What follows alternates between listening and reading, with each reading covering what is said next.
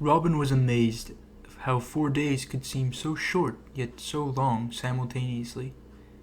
He had never traveled before, so every step was something new to him.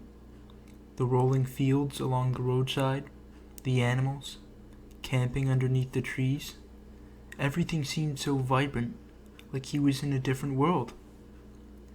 The first night of their journey, he opened the pack Marley had given him. Inside were a change of clothes, much more than 4 days of food wrapped in cloth, a pouch of money, and a letter from his parents. His mother's portion was a bit longer, wishing him luck and telling him to ride regularly, as well as outlining exactly how much she loved him and how endlessly she would worry. His father's portion was one simple sentence: "No matter where you go, I am proud of you." Robin considered turning back then. Yet, before he knew it, they had reached their destination, the town of Ruche. It called itself a merchant town, but it was just as isolated as Pastel, although it was several times the size. Ruche was more of an outpost for merchant caravans. It was the only city even remotely equipped to handle caravans for at least a week's travel, according to Ellie. Caravans traveling through this region always stopped here to buy supplies or restock merchandise. It was interesting. Ruche was, despite being much bigger than any of the villages and towns in the region, really only a small city. Yet without it, there would be no trade at all in the region. If Robin had been impressed by the sights during the 4 days of travel, he was completely swept away by Ruche. There was an inn, a real inn, a whole 3 stories tall.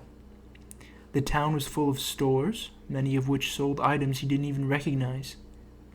There was one particular store, called an apothecary, that sold medicines he had never seen nor heard of before. The city was alive with noises and sights and smells. More people than Robin had ever seen in his life, all going to and from, place to place, and for once, Robin didn't know a single one of them. It was almost overwhelming. He loved it. Ellie was less enthusiastic. She wanted to just drop him off at the Traders Guild and move on. She dragged him away from a kiosk selling something called kebabs, which were small slices of meat on a long, skinny stick, but not before he purchased a few. "Look, kid, you can tour the city all you want after I drop you off. I don't have time to babysit you." "Come on, Ellie, I've never been anywhere like this," he said, starting in on his first kebab. "I've never been anywhere, actually. It's a lot more fun when there's someone with me." He held out the 2 remaining kebabs. "You want one?" he said between chews. Ellie took one. "Yeah, well, killing someone is kind of a time-sensitive thing, so let's get going." "Who are you killing, anyway? What has he done that merits death?" Ellie took a slow bite of her kebab. It was pretty good, she had to admit. Maybe she'd grab another one after she dropped the kid off. "He's done a lot." "Who is he?" Ellie took another bite. Robin noticed she had a habit of taking her time before she answered, often waiting as long as a full minute before answering. With most people, he would have found it annoying, perhaps even infuriating. But with Ellie, it just added to her warrior mystique, making him anticipate her response more the longer he waited. "How much do you know about politics?" Robin tapped his chin with the now bare kebab stick. "Just the basics. The continent is made up of 6 regions, each one ruled over by a god king. Together they all run the continent. We're pretty remote, so not much of the politics makes its way out to us." "Do you know the story of the god kings?" Robin bit off the last bit of meat from his second kebab. He looked at the empty sticks, disappointed, then tossed them aside. "Something about them killing dragons or something, right?" "Something like that." Ellie took another bite of her kebab, then did a double take when she noticed his empty hands. "You ate them both already?" "Yes," Robin replied, looking at her quizzically. "Should I not have? You bought them like 2 minutes ago. Those things were huge." "So?" Ellie shook her head. "Did you even chew?" "A little. You were saying something about the kings?" Right. They're not actually gods, although they want you to think that. They got their power centuries ago by making a deal with dragons. You see, in those days, dragons were all over the continent, although humans hunted them constantly. People were at war with the dragons, although they were at war with everything back then, even each other. The 6 god kings wanted to take over the continent, so they made a deal with the dragons. If the dragons lent them their power, they would stop humans from hunting them when they ruled the continent. But they tricked the dragons, twisted their power, and when they finally took over the continent, it became their secret weapon. They used their twisted gift to pull the power from the dragons, and they carved their way across the land, killing them and taking their power, growing stronger and stronger. When all was said and done, they had all but exterminated the dragons, and they were too strong for anyone to challenge their rule. They killed the dragons? Robin had heard stories of dragons, fearsome creatures strong enough to raise cities. He couldn't imagine anyone going out of their way to fight dragons, much less someone strong enough to kill them. Yep, and they do the same to anyone they think threatens their rule. In some parts of the continent, cities look like war zones. Is the man you're hunting a member of one of the God King's armies? Something like that, she replied, and refused to elaborate. The Traders' Guild Hall was a large building, as large as the inn. Robin took one look at it and was convinced that he would never see a more ornate building as long as he lived. The Guild Hall was a combination of white marble and sandstone, the edges of the roof and every window and doorway gilded with gold. It looked more like a palace than a guild hall. The inside was just as fanciful, with crystal chandeliers hanging from the ceiling, chairs and tables made from smooth, dark cherry wood, and blue-dyed wool lining the floor and walls. It was a guild hall built for a king. Whoa! Robin slowly spun, taking in every detail. Ellie snagged his collar and none too gently guided him to the desk, where a spindly man in oversized glasses occasionally popped up, then disappeared under the desk again, scribbling into a book. Ellie knocked on the desk. Hey. The man popped back up again. He was mostly bald, save for some wispy white hair on the back and sides of his head. There was so little left that Robin thought it would look better to just get rid of it altogether. However, given that this was his potential employer, he decided to keep his opinions to himself. The man peeked over his glasses, eyeing them disdainfully. Robin self-consciously adjusted his hair and wondered if river bathing counted as an actual bath. There weren't exactly any bathhouses on the road to Ruche. "Do you have business here?" the man asked, producing a cloth from his vest pocket and cleaning his glasses. He replaced them atop his nose and, finding that the duo were in fact not figments created by smudged lenses, frowned with even more contempt. "Well, Spectacles," Ellie said, ignoring the man's tone, "this kid is here to register to a caravan. The name is Robin of Pastel. Know anyone looking for help?" "I'll check the books," Spectacles replied in a tone that made absolutely certain how he felt about this new nickname, then turned to the shelf behind him, running his fingers along the spines until he found his prize. He plucked the book from the shelf and leafed through it, occasionally looking back at Robin, as if picturing him alongside the members of the open caravans.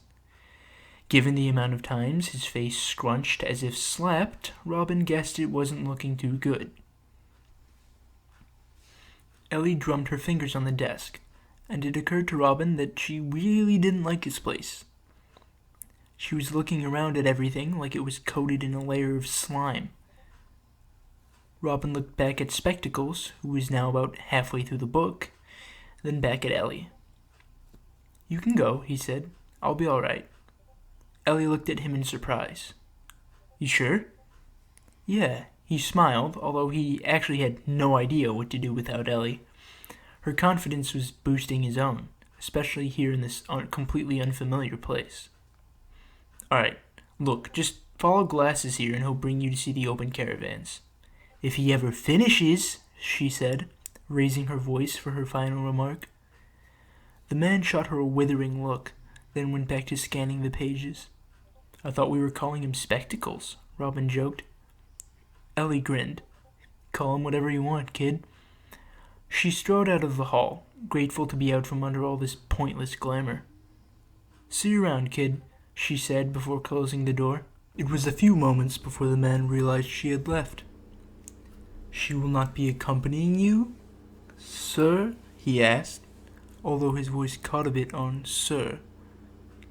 Robin chose to ignore the man's rudeness. She was just my guide. She's got her own stuff to deal with. Glasses nodded approvingly. Some company is best not kept. Robin was shocked at the openness of his disrespect. I couldn't agree more, Four Eyes, he replied with venom, taking Ellie's advice. Are there any open caravans, or are you just going to sit there flipping pages all day? We do have one open caravan, and I think you'd be a good match, the man replied, closing the book, if you'll follow me, sir.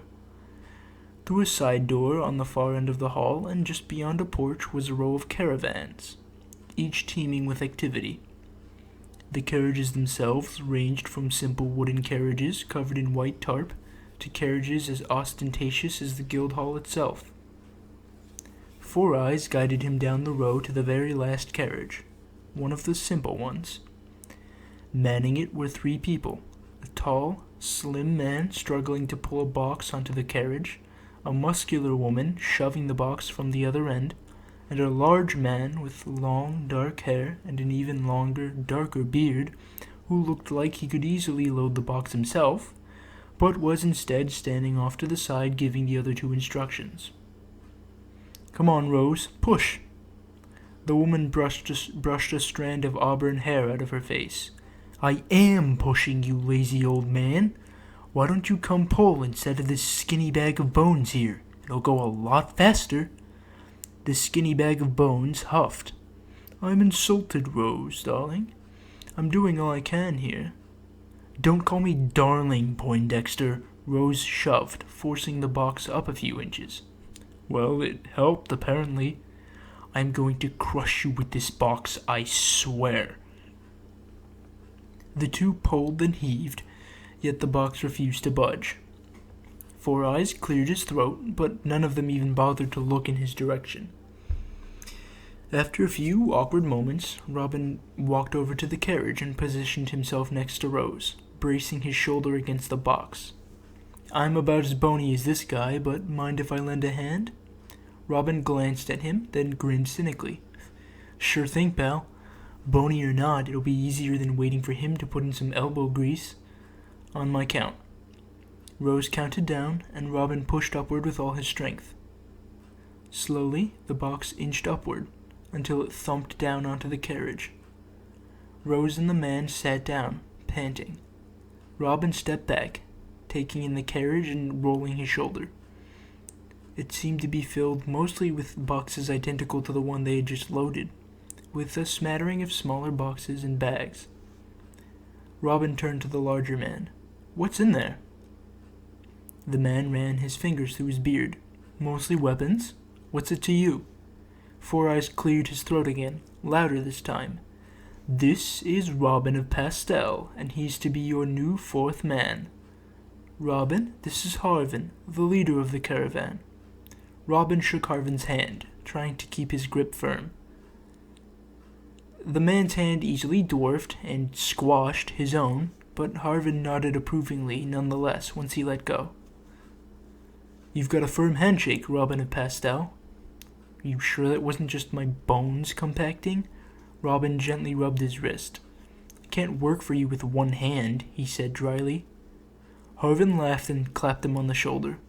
I'm sure we'd find something for you to do. He gestured to the other 2. These 2 are Rose and Cassius. They'll be showing you the ropes. Robin estimated both Rose and Cassius to be around the same age as Ellie, although Cassius may have been a year or 2 older. Cassius had an almost regal air about him, with blonde hair tied into a ponytail and practical yet fashionable attire, including leather boots that looked like they cost a pretty penny. Rose honestly seemed like she could just as easily be a prize fighter in some gladiatorial ring, with a lean body that appeared to be pure muscle and hair cut so short he was certain she did it herself. "We will," Cassius moaned. "Why can't you show him?" "I'm the leader of this caravan," Harvin said, thumping a fist against his chest. "I'm far too busy leading to coach the new kid." Cassius sighed, and Rose rolled her eyes. Robin chuckled. He liked Harvin. Four Eyes was still silently standing off to the side, watching with a mix of exasperation and forced patience. Finally, Harvey turned to him. "Something wrong, Aaron? You're not getting hot under all that suit, are you?" Four Eyes, or Aaron, apparently, although Robin liked Four Eyes better, cleaned his glasses again. "I do require you to fill out the requisite paperwork, officially recognizing him as a member of your caravan prior to your departure." Harvin sighed. "This is why you guys will be showing him the ropes." He motioned to Four Eyes. "Lead on. Let's hope I get done with this before sunset." As they headed back to the guild hall, Robin turned to the other two. Rose sized him up, turning him in a full circle. "You're a bit small, but we can always put some meat on you. You quick?" "Absolutely," he said, nodding for emphasis. "You're certainly eager," she noted. "That's good. What do you think, Cassius? He'd do great for supply runs, don't you think?" Cassius shrugged. "Saves me the trouble." "Any special skills?" Rose asked. I was raised to be a tailor," Robin replied reluctantly. He had hoped he was finally out from under tailoring, but he had no other real skills to speak of. Cassius brightened at his words. "Oh, wonderful. Maybe you could fix my coat. It's been horribly mangled, and I don't know nearly enough to fix it." He began rummaging around the carriage, crawling over and around boxes. Hold a moment. It's somewhere around here." He'll fix it later, Cass," Rose said, waving a hand dismissively. Cassius didn't appear to hear her, cursing as he knocked his knee against a box. Rose sighed. "When he gets started on something, he never stops. It's almost as bad as his sense of direction." She turned, gesturing to Robin. "Follow me." She led him around the back of the guild hall to a stable. "Our carriage is one of the smaller ones, so we only need one horse." She stopped in front of a tall black horse. Its coat seemed to shine, and it was smooth to the touch. Robin had no real experience with horses. No one in Pastel had need of any. All he knew of horses were from books. He was awestruck seeing one in real life. Rose smiled at his reaction. "Her name is Shade," she said, rubbing the mare's neck affectionately. "She's been with us for a while now. When we stop at towns, we let the stable take care of her, but while we're traveling, I'll show you how to take care of her on the road." "You will?" Robin asked excitedly. Leaving Pastel was increasingly becoming the best decision of his life. "Trust me, it's not always fun," Rose said, although her smile remained.